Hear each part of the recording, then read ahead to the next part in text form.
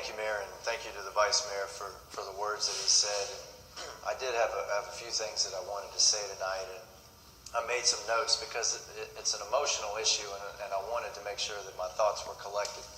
I had a lot of time to think about this recently, and there's been a lot of people asking me in the last several days, you know, what I was going to say tonight at tonight's City Council meeting. What was I going to say about the recent homicides that we've had in our city? And truthfully, that's a hard question to answer. What can I say?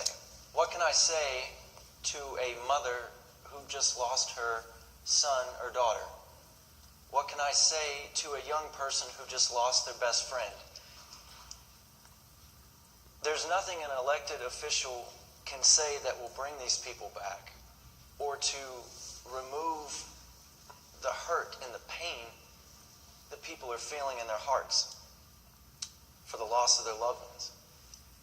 The question becomes not what you will say, but what will we do?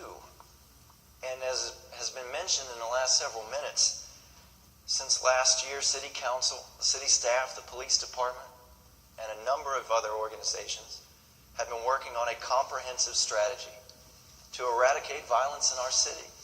Many of these changes, as you just heard, have already been implemented and many more on the way. These changes will help, but they cannot remove the larger problem that we face. Having more police will help. Having more communication and presence will help.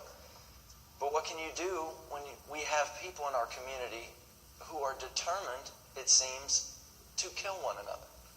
1 million police officers cannot change that. No government program or action can.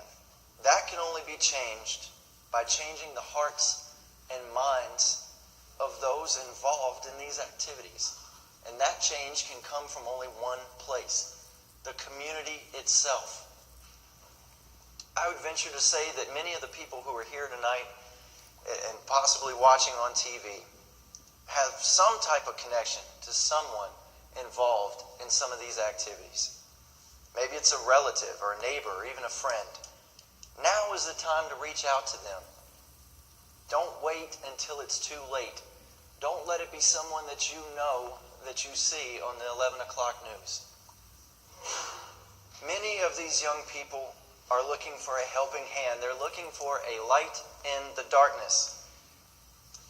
Be that light. Be that light. And some of you may be thinking, well, I don't know someone like that. I don't know anybody involved in these things. What can I do?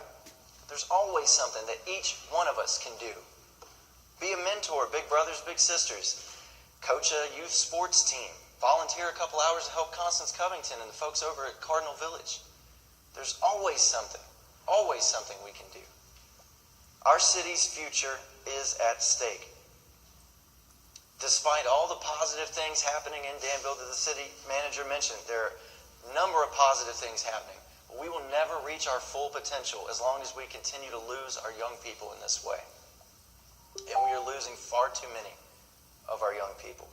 Losing them as a victim to violence or even as a perpetrator of the violence. Because those who've committed these acts eventually are going to be caught. And when they're caught, they're going to spend the rest of their lives in prison. And that is another life wasted. All the hopes and dreams that he or she may have had are gone.